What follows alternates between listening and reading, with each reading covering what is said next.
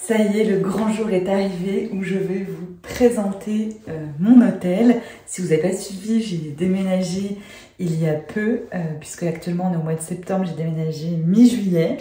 Donc 2 mois après mon emménagement, je vous montre enfin l'hôtel que j'ai pu mettre en place, mon espace rituel, mon espace de pratique, qui est également mon bureau pour Mystic Moon.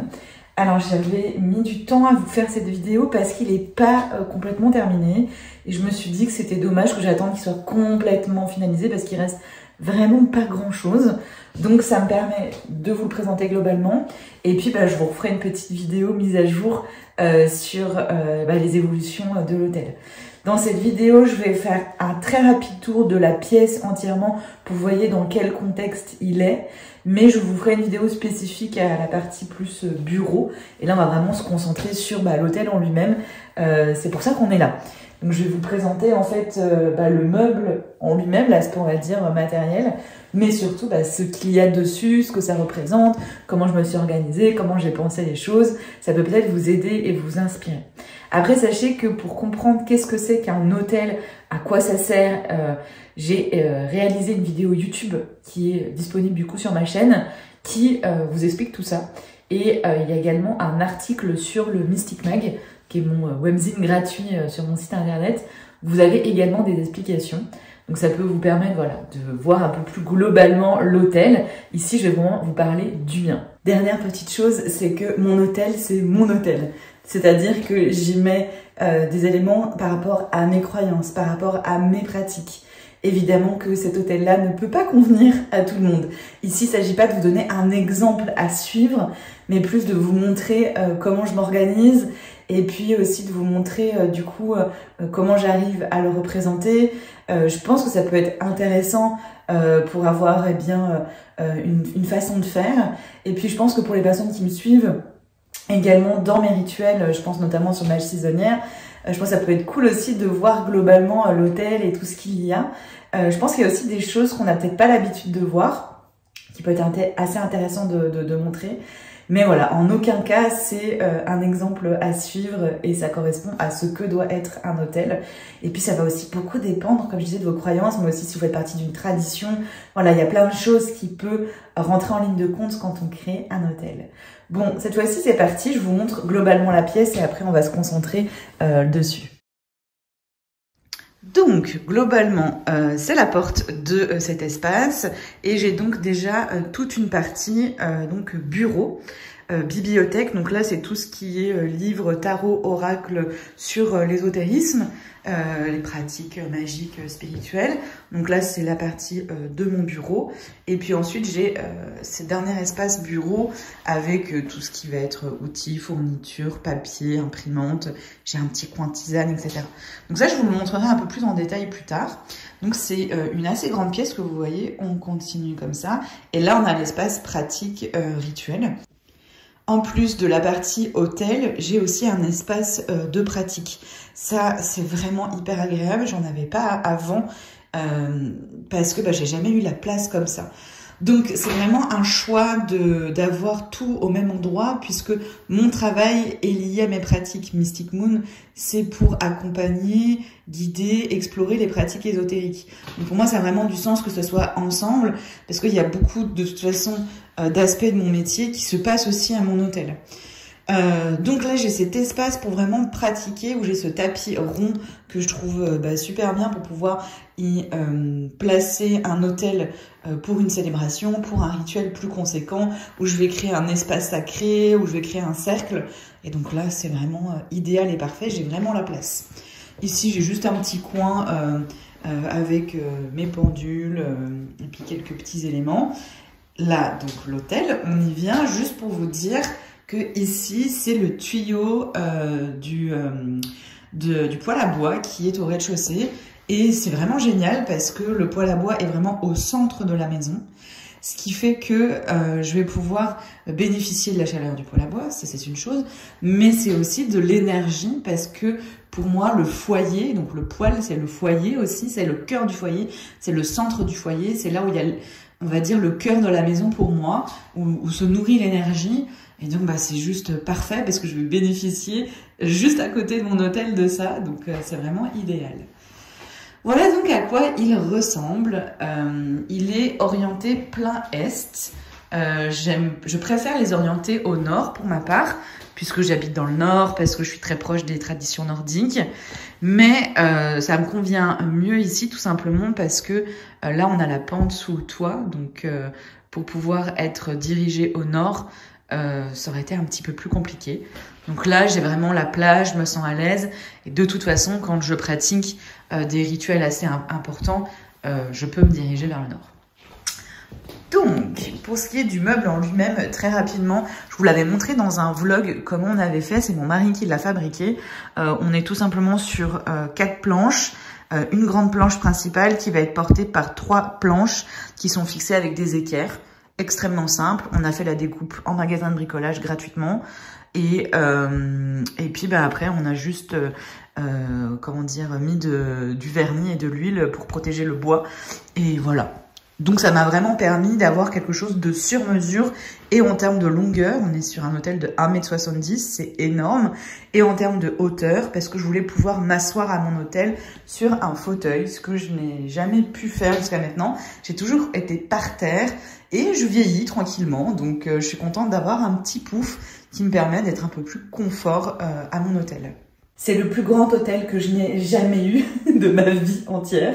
13 ans que je pratique. Mes premiers hôtels, c'était sur des tables de nuit ou vraiment des tout petits meubles. Il y en avait un pendant un moment, il était coincé derrière la porte des toilettes. Enfin, vraiment, j'ai rarement eu un espace comme ça.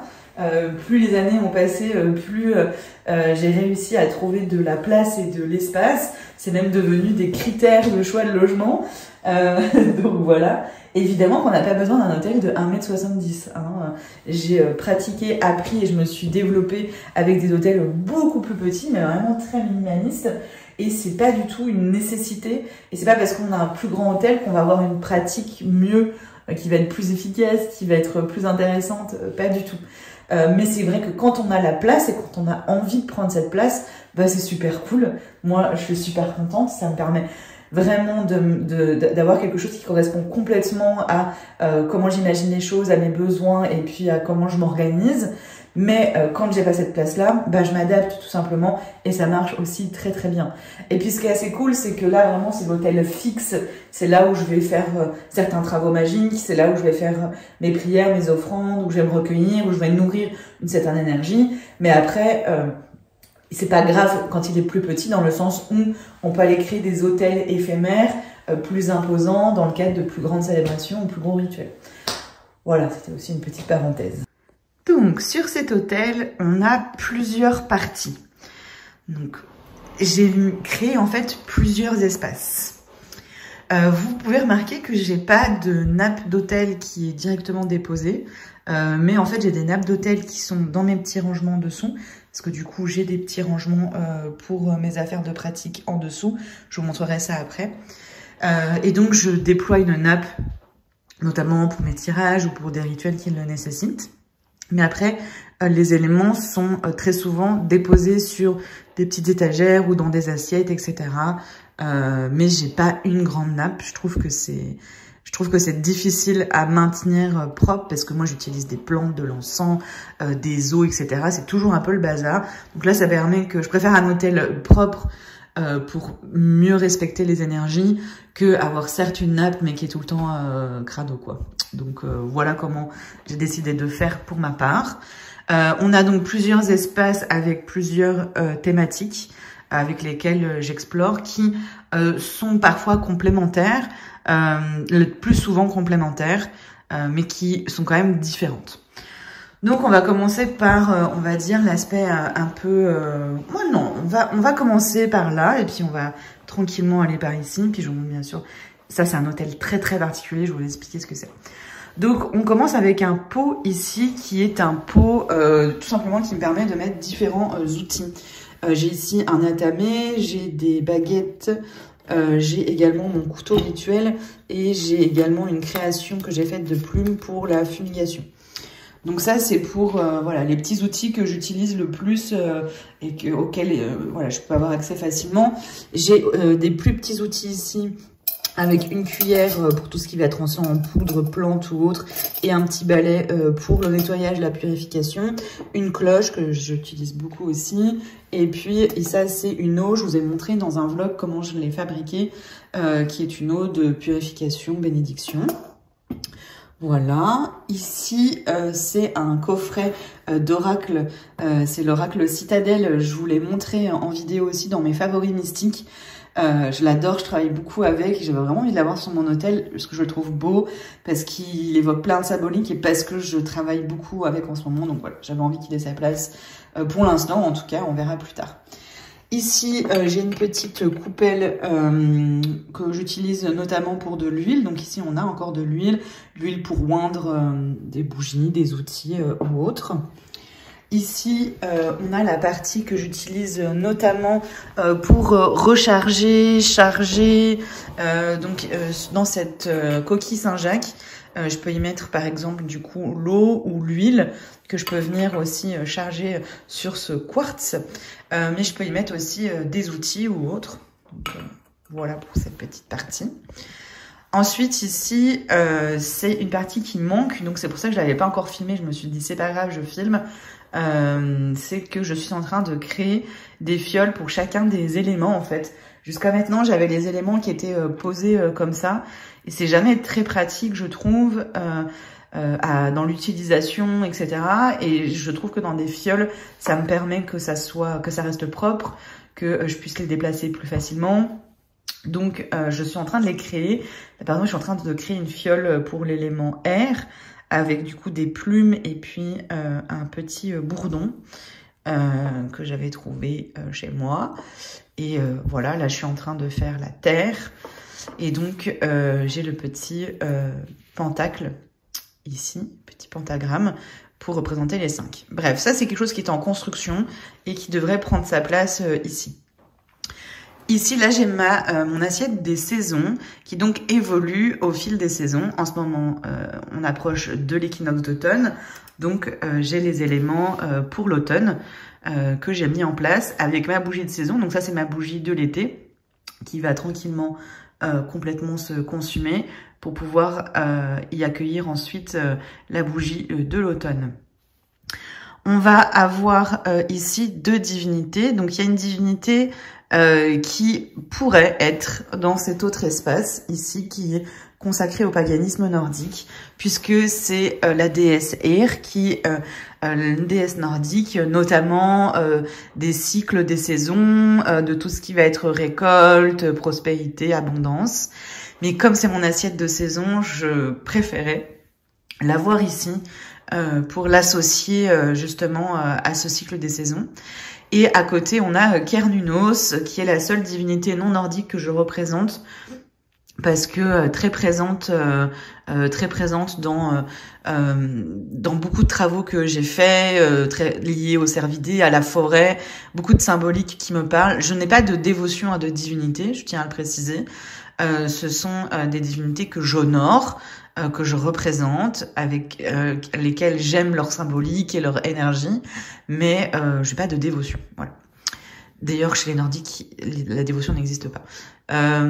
Ensuite, on a cette petite représentation du soleil en lien du coup avec les saisons. Donc c'est vachement pratique parce que ce système d'assiette me permet facilement de bouger aussi si besoin dans mes travaux, et ça me permet aussi de bien délimiter l'espace et de pouvoir facilement la moduler, la faire évoluer. Ici, c'est ma coupelle à offrande pour les cycles. Donc on va retrouver une coupelle à offrande avec un symbole de lune et de soleil pour le cycle lune et saison. Ici, on a un énorme quartz que j'aime beaucoup utiliser le quartz pour tout ce qui va être amplification des énergies notamment. On continue, je vais faire jusqu'au cycle de la lune ici, et après je reviendrai sur cette partie-là quand même.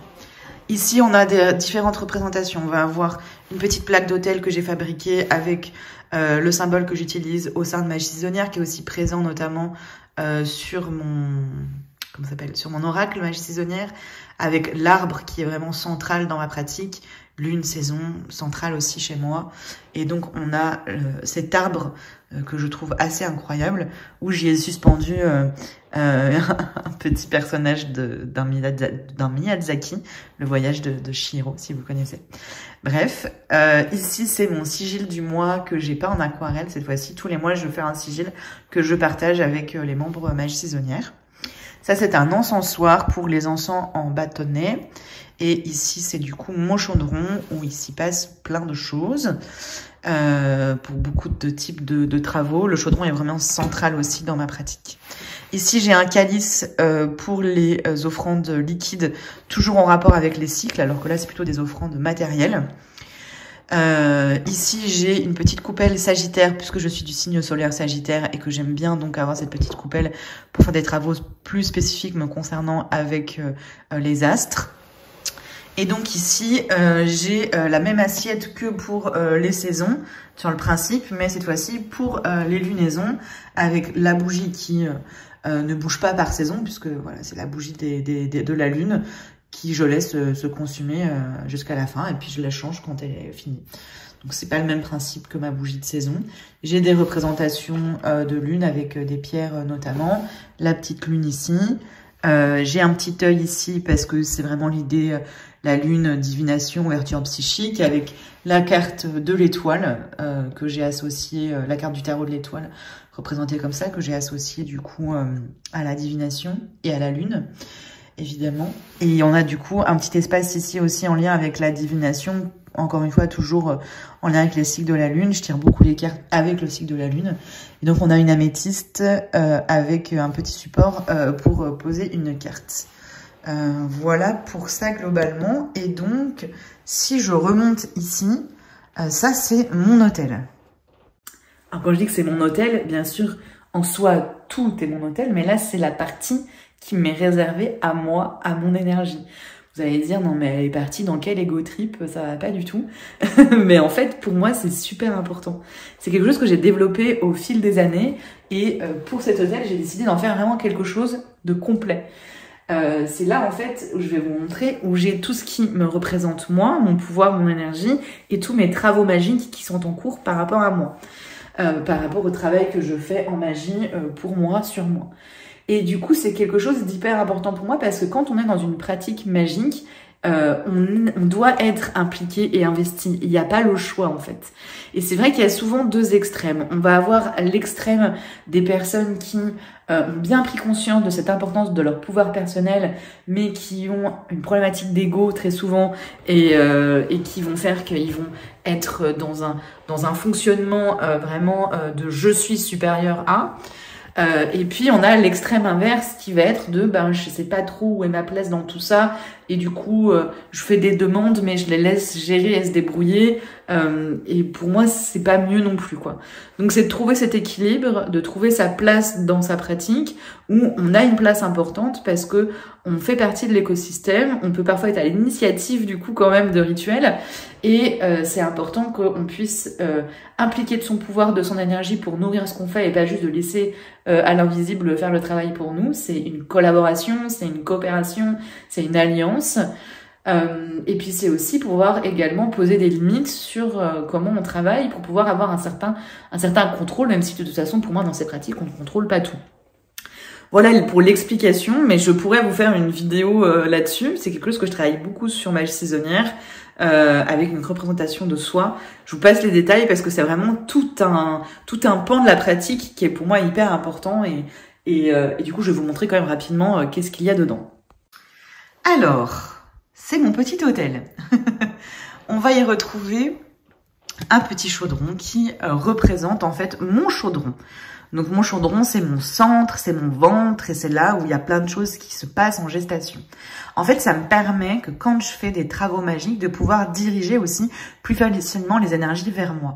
Vous connaissez peut-être le système de témoins. Alors même si j'utilise des témoins, des charges me concernant, le fait d'avoir un hôtel une partie de mon hôtel qui m'est dédiée me permet aussi de beaucoup travailler là-dessus. Je vais pas rentrer dans le détail de tout ce qu'il y a là, puisque comme ce sont des rituels qui sont en cours, ce serait assez problématique, si je peux dire, que je vous explique tout parce que ça pourrait bien déjouer le sort, si je peux dire. Mais juste pour vous dire quand même, ici j'ai un fer à cheval vers le haut parce que du coup ça va me permettre d'aller accueillir les énergies pour pouvoir bien ensuite les recevoir au niveau du chaudron. Ici j'ai l'énergie d'amour de mon chéri puisque c'est un cœur qui m'a fabriqué en bois et offert. Et donc ici, j'ai différents éléments qui vont me concerner, avec notamment des éléments sur l'ancrage, des éléments sur la protection, sur mes différentes facettes et expressions de mon pouvoir. J'ai du laurier, par exemple, aussi ici, qui est très lié à moi. Donc voilà, c'est vraiment ce qui va me représenter et qui va faire réceptacle, bref. C'est pas facile parce que c'est tout un concept que je trouve passionnant, mais pas facile à expliquer en 2 minutes. Et ensuite, là, j'ai tous mes petits travaux en cours. C'est là où je vais pas non plus rentrer dans le détail. Donc, on a différentes jarres qui sont ici, qui concernent des travaux que j'ai réalisés pour moi et qui sont encore en cours et que parfois je peux aller prendre pour emmener avec moi ou pour dans certains rituels. Par exemple, les petites qui sont ici, je peux les utiliser en fait. C'est-à-dire, je vais la prendre de l'hôtel et puis l'intégrer dans un rituel ou la voir avec moi parce que j'en ai besoin à ce moment-là. Ici, par contre, c'est des jarres qui ne bougent pas, qui sont sur des travaux plus profonds et plus long terme. Et ici, à l'intérieur, j'ai plein d'éléments de symboles que je peux utiliser pour moi également, que je vais mettre en bijoux ou autre pour mes pratiques. Donc, il y a plein de petites choses qui se trouvent aussi dans cette petite boîte. Donc, voilà pour cet espace qui, je pense, éveillera sûrement votre curiosité. J'en suis extrêmement fan. Donc, on a vu les saisons, les lunaisons, ce qui les rassemble avec l'arbre pour moi. L'arbre vraiment central et fait le lien entre les deux. La partie offrande, etc. Ma partie. On a cette petite lune parce que j'ai aussi des représentations de la lune ici. Ben oui, je vous ai pas tout montré.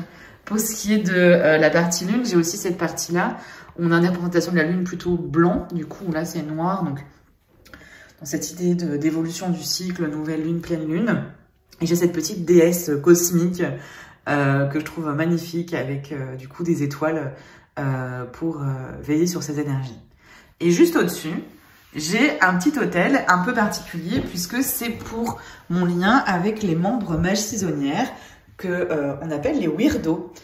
Donc ici, je vais avoir, je vous reparlerai de cette communauté parce que je sais que j'ai eu des demandes à ce sujet. Mais du coup, j'ai différentes représentations ici. Je vais représenter l'espace et le temps, puisque ce sont 2 éléments essentiels de nos pratiques. L'espace avec la boussole, le temps avec le sablier. Ici, c'est la clé de notre lieu égrégore. Donc, on a un lieu égrégore dans lequel on peut aller. Et donc, j'ai symbolisé la clé qui nous permet d'y accéder ici. Ici, on a le weird, qui est un concept nordique du destin. Et comme on s'appelle les weirdos aussi en référence au weird, j'ai une représentation du weird. J'ai une autre représentation du temps avec le retourneur de temps. Ici, c'est notre ruban de communauté. Donc, on noue un nœud au ruban à chacune des célébrations que l'on fait ensemble. Et je vais emmener ce ruban à notre week-end en rencontre qu'on fait en physique pour célébrer l'équinoxe d'automne, justement. Et on va nouer tous nos rubans pour créer une toile. Ça va être incroyable. Et ici, c'est la représentation de la Trinité pour encore cette idée de temps et d'évolution entre passé, présent et futur qu'on explore beaucoup à travers les cycles. Voilà pour cette petite partie. J'ai une autre partie ici qui est du coup pour les divinités nordiques.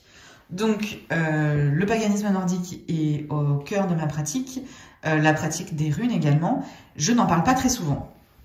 Je n'en parle pas souvent parce que ça fait que 5 ans. Alors vous allez me dire, mais 5 ans c'est énorme.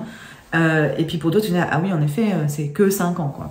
Ça fait que 5 ans que j'explore et que je pratique avec le paganisme nordique. Donc moi, j'ai besoin de temps avant de transmettre quelque chose. J'ai besoin vraiment de m'assurer d'avoir compris, d'avoir expérimenté, d'être en capacité vraiment d'accompagner les gens, de pas dire trop de bêtises aussi. Et du coup, j'ai besoin de temps. Je pense que j'arrive à un stade où ça va le faire. Moi, il faut savoir que du coup, j'ai pratiqué les runes avant de rentrer dans le paganisme nordique, parce que c'est pas forcément une nécessité d'être païen nordique pour pratiquer avec les runes du Futhark, même si c'est très cohérent et ça a beaucoup de sens. C'est aujourd'hui, en tout cas, dans les pratiques modernes, c'est pas une nécessité. Donc, les runes, je me sentais beaucoup plus à l'aise de les transmettre que le paganisme nordique. Mais sûrement que j'en parlerai, j'ai beaucoup de demandes à ce sujet, je le sais, mais je veux faire les choses bien, et aujourd'hui je me sentais pas encore de le faire. Donc ça devrait arriver, alors pas maintenant, hein. Quand je dis ça devrait arriver dans 1 ou 2 ans, où je pense que j'aurai suffisamment là de matière et d'expérience pour partager autour de ça. Quand j'ai commencé à partager autour de mes pratiques avec les cycles, etc., ça faisait 8 ans que je pratiquais. Donc vous voyez, dans 2 ans, ça fera 7 ans à peu près que je pratiquais avec le paganisme nordique. Moi, j'ai besoin de maturer les choses et je pense que c'est aussi pour ça que mes contenus, je trouve, et ceux qui me suivent le trouvent aussi la plupart du temps, sont pertinents et vous apportent vraiment quelque chose parce que j'ai moi vraiment eu le temps de l'expérimenter et de le vivre pour pouvoir le transmettre. Mais du coup, ce n'est pas parce que je n'en parle pas qu'il ne se passe rien, c'est juste que c'est quelque chose que pour l'instant, je garde pour moi. Nous avons différentes représentations de divinités, même si toutes les divinités que j'honore ne sont pas forcément représentées directement par des statuettes. C'est pas une obligation d'avoir des statuettes. Moi, je les trouve magnifiques. C'est un budget que j'alloue à mes pratiques. Voilà, mais c'est pas du tout une nécessité ou une obligation. Donc, soit elles sont représentées par des statuettes, soit je peux le représenter autrement. Par exemple, quand je travaille avec la lune, je travaille aussi avec le dieu Mani, qui est le dieu de la lune chez les nordiques, et la déesse Sol, qui est la déesse du soleil pour les saisons chez les nordiques. Donc je représente ici et ici, par exemple. Pour les représentations vraiment en statuette, nous avons Thor ici et Sif ici, qui sont en couple, avec un calice pour les offrandes. Je fais beaucoup d'offrandes liquides chez les nordiques. C'est très souvent comme ça qu'on fait des offrandes, par les offrandes liquides. J'ai d'ailleurs ma corne à boire ici, quand je fais des offrandes en extérieur notamment. Ici j'ai la troll cross qui est sujet à débat, mais elle est ici quand même. Je ne vais pas vous expliquer à chaque fois de quoi il s'agit, hein. C'est juste pour vous montrer un petit peu comment j'ai organisé les choses. Donc on a le couple Thor-Sif avec qui j'ai beaucoup de travaux qui sont où j'honore beaucoup, en fait je célèbre beaucoup, qui sont du coup représentés ici. Et ensuite en dessous, nous avons un petit espace pour les esprits des lieux, puisque moi je vis en Suède, donc les esprits des lieux sont forcément reliés à l'énergie nordique, le territoire nordique. Donc pour moi c'était cohérent d'avoir un hôtel ici.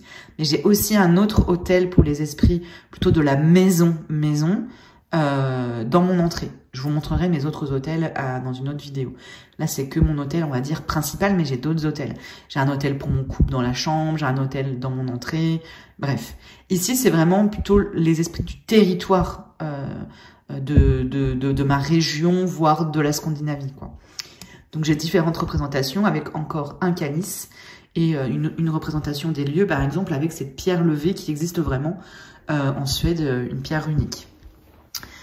Ici, nous avons Elle, qui est une autre divinité, avec des offrandes, elles, qui sont permanentes. Hein. On peut voir différents éléments, une fiole et des éléments de la nature, une fleur ici séchée,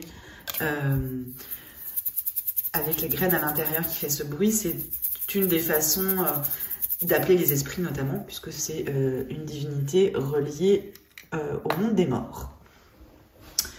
Ensuite, nous avons Odin, dieu principal du paganisme nordique. On appelle un peu le dieu, le père, et c'est notamment le père des runes. Et donc, j'ai des éléments comme les runes ici. J'ai une calcite optique également pour lui.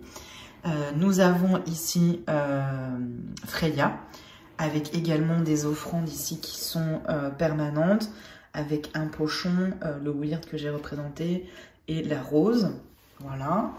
Et ensuite, j'ai ici un crâne de cervidé que j'ai trouvé en forêt, puisque pour moi, le cervidé est vraiment central dans ma pratique et en lien avec le territoire scandinave, avec du coup l'œil pour la vision, et puis ici, on a également un symbole nordique. Et enfin, ici, j'ai une petite plaquette d'ardoise où je peux faire mes talismans runiques dessus à la craie. Ici aussi, j'ai des talismans runiques. Voilà pour ma partie, on va dire, paganisme nordique. Et donc, vous avez fait le tour de ce qu'il y a sur mon hôtel, en tout cas. Je vais vous montrer rapidement ce qu'il y a dessous. Mais voilà à quoi ressemble l'hôtel entièrement et tout ce qu'il y a dessus. Donc, il y a beaucoup de choses, mais pas tant que ça non plus.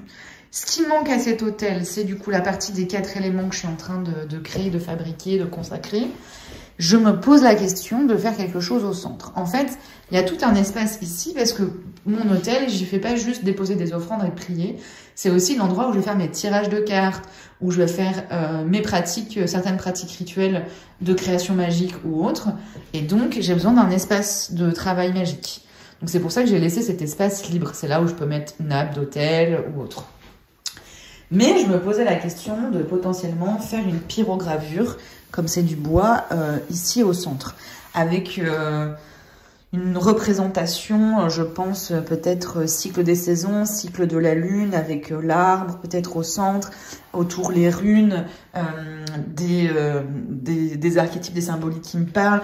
Quelque chose un peu vraiment où, un peu mon sceau, en fait, mon symbole relié à mes travaux et mon énergie. Voilà, je me tâte un peu parce qu'une fois que c'est pyrogravé, bah c'est fini, hein. C'est là, c'est définitif, donc faut pas se louper. Donc je pense que je vais essayer. De toute façon, quoi qu'il arrive, je commencerai au crayon à papier, hein, donc crayon de bois. Donc je pense que je vais faire ça. Je vais d'abord faire au crayon de papier, de toute manière, voir un petit peu ce que ça donne, mais ça va être un gros job, je pense. Donc voilà, je me tâte encore, mais il va manquer aussi cette partie-là.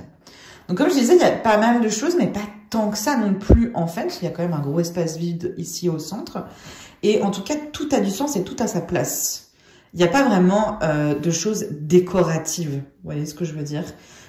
Tout a une utilité de représentation ou parce que c'est un outil, quoi. Donc ça, pour moi, c'est très important de ne pas avoir des choses pour avoir des choses. Je le trouve quand même suffisamment clair et net pour bien me repérer. Et même s'il est grand, il n'est pas si fourni. Et ça, c'est important pour moi, que ça soit clair, que les énergies circulent bien.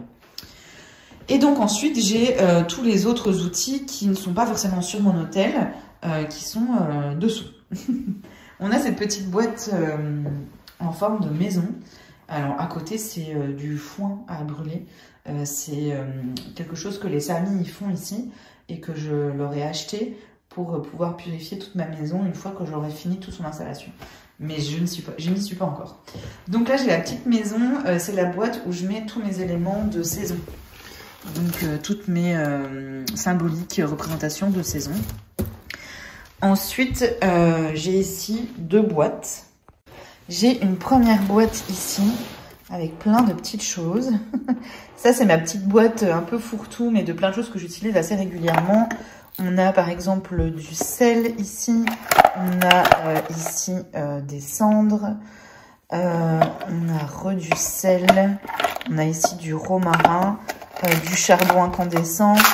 Ici, c'est plein de petits trucs que je peux utiliser pour mes jarres, notamment du fil, bougie chauffe-plat, encore du fil, des petites cartes d'oracle. Voilà, il y a un petit peu de tout là-dedans. Donc ça, c'est dans cette petite boîte parce que du coup, j'utilise assez souvent. Ça, c'est pour allumer mes bougies. C'est hyper pratique. Puisque du coup, c'est, c'est un fonctionnement en fait où je peux recharger. Ici, c'est une nappe d'hôtel que j'utilise très souvent. Celle-ci aussi, c'est la deuxième nappe que j'utilise le plus. Ici, c'est une bouteille quand j'ai besoin en fait de charger de l'eau ou autre. Et ça, c'est mon petit livre de prière.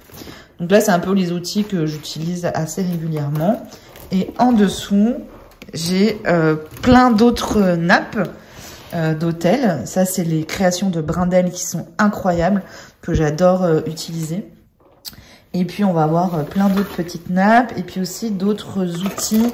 J'ai plein de plantes ici, en fait, que je vais utiliser comme par exemple de la lavande. J'ai aussi des petits tissus quand je fais des travaux de poupées ou de pochons. J'ai ici mes runes en mes grosses runes, on va dire. J'ai ici un oracle que j'utilise pour faire des représentations symboliques sur mon autel. J'ai des ossements ici, j'ai de l'encens. Voilà, c'est plein de petits outils aussi que je peux utiliser plus dans l'ordre de création magique, si je peux dire. Quand j'ai besoin pour faire mes rituels et mes créations, c'est ce qui va me permettre de les faire, les plantes, les ossements, etc. Juste les runes, j'aurais pu les mettre dans l'autre bac, vous allez voir comprendre pourquoi, le sel, etc. C'est pas un outil fini, c'est une base pour créer les choses. Alors qu'ici, c'est les outils finis, si je peux dire. Donc là, on a toute ma collection de pierres semi-précieuses. J'ai une phase comme ça. Je pense qu'on est beaucoup à avoir eu cette phase, hein. Voilà, on m'en a beaucoup offert aussi, on a beaucoup donné. Voilà, je suis contente de les avoir, je les utilise, mais je fais pas lithothérapie vraiment. Mais voilà, elles sont. Et là, j'ai plein d'autres outils, j'ai d'autres runes, j'ai des plaques d'autel nordiques, des pochons qui sont déjà tout prêts. J'ai aussi plein de choses pour faire du son dans ma pratique. J'ai des bols chantants, carillons, bâtons de pluie. Voilà, ça c'est un autre support de corne à boire. Ça c'est des ogames. Et c'est vrai que les runes auraient eu plus de sens ici. J'ai également un encensoir pour charbon incandescent. Voilà, en fait c'est des outils physiques quoi, que j'utilise directement. J'ai une autre petite coupelle, voilà. Et enfin, juste à côté ici, j'ai tous mes livres de pratique. Donc c'est mes carnets de pratique où j'ai mon grimoire, des cahiers de rituels, de prières. Bon, il y a un peu plein de choses, plein de carnets, quoi. Si vous avez des questions, n'hésitez pas à les poser en commentaire sous cette vidéo parce que ça me permettra de vous faire d'autres vidéos à ce sujet, peut-être sur des choses un peu plus précises où je vais prendre plus le temps sur certaines choses. Il y a tellement de choses à montrer, je pourrais passer des heures sur chaque élément, mais on va jamais s'en sortir. Cette vidéo va durer bien trop longtemps, donc il faut qu'elle s'achève à un moment donné. Donc je vais m'arrêter ici pour ce qui est des explications. J'espère que ça vous aura plu, que ça vous aura peut-être inspiré, ça m'a permis de rentrer un peu plus dans ma pratique et dans mon univers. J'ai beaucoup apprécié partager ça avec vous. Et puis, je vous dis à très vite sur Mystic Moon.